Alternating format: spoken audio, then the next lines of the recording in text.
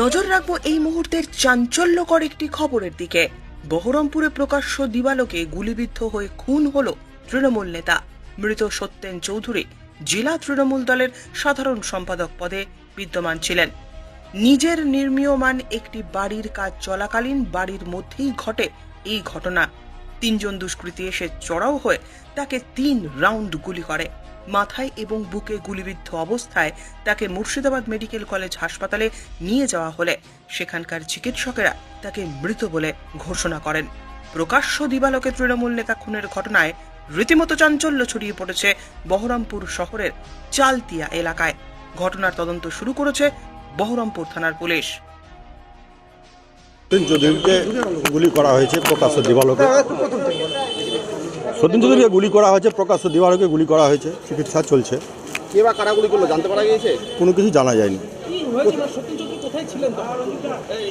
তিনি একজন একটা বাড়ি করছেন, সেখানে ছিলেন,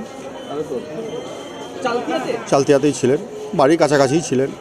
স্বাভাবিকভাবে কে বা কারা বাইকে করে এসে গুলি করে গেছে না, এটা অনুমান করা যায়নি। আমরা তো পরে দেখেছি, পরে শুনেছি। ডাক্তারের কথার মতন বোধহয় ওনার বুকে লেগেছে আর কানপাট্টির নিচে লেগেছে সম্ভবত। শুনেছি 3 রাউন্ড গুলি হয়েছে। জানি না, ডাক্তার বলবেন, এখন ডাক্তার চিকিৎসা করছেন। তবে আমাদের যা ধারণা, যেভাবে গুলি করা হয়েছে তাতে বোধহয় তিনি আর বোধহয় নেই। ডাক্তার পরে ঘোষণা করবেন, দেখবেন, ডাক্তার বলবেন কী বলছে। উনি তৃণমূলের কোন পদে ছিলেন এখন? সাধারণ সম্পাদক ছিলেন। আমরা জানি সাধারণ সম্পাদক ছিলেন। কিছু বুঝতে পারছেন? জানি না, কিছু বুঝতে পারছেন। তিনি তো রাজনীতি থেকে প্রায় বসেই ছিলেন। এখন এটা বলা খুব মুশকিল, রাজনীতি উদ্দেশ্যে না কি উদ্দেশ্যে, কী হিসেবে করা হয়েছে। তিনি দীর্ঘদিনের নেতা ছিলেন, চালতিয়ার খুব ভালো মানুষ ছিলেন, আমরা জানি। স্বাভাবিকভাবে কী করে ঘটলো ঘটনা এরা। দেখুন, এটা বলা খুব মুশকিল যে কী করে গুলি করা হয়েছে, কেন গুলি করেছে। তিনি তো রাজনীতি করতেন, এটা খুব স্বাভাবিক, সবাই জানতো রাজনীতি করতেন, সবাই জানে, আপনারাও জানেন যে রাজনীতি করেন উনি। এখন রাজনীতি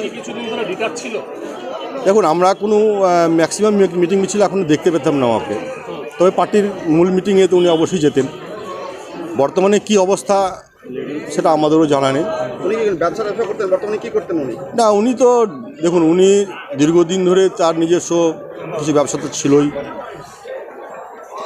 তিনি এখন পাড়াতেই সবসময় থাকতেন, এবং পাড়াতেই থাকতেন, এবং জানি না কীভাবে কী হয়েছে বলা খুব মুশকিল। আমার নাম মনোজ ঝা, প্রতিবেশী।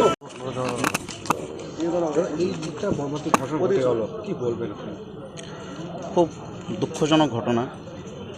কারণটা, উনি তৃণমূল কংগ্রেসের একজন বর্ষিয়ান নেতা ছিলেন, কিন্তু পরবর্তী ক্ষেত্রে শারীরিক অসুস্থতা আর জন্য দীর্ঘদিন উনি দলের আমাদের সমস্ত যেরকম কর্মসূচিগুলো হতো যতটা পারতেন অংশগ্রহণ করতেন। তারপরে সিনিয়র নেতা হিসাবে এলাকায় পরিচিতি তার ছিল।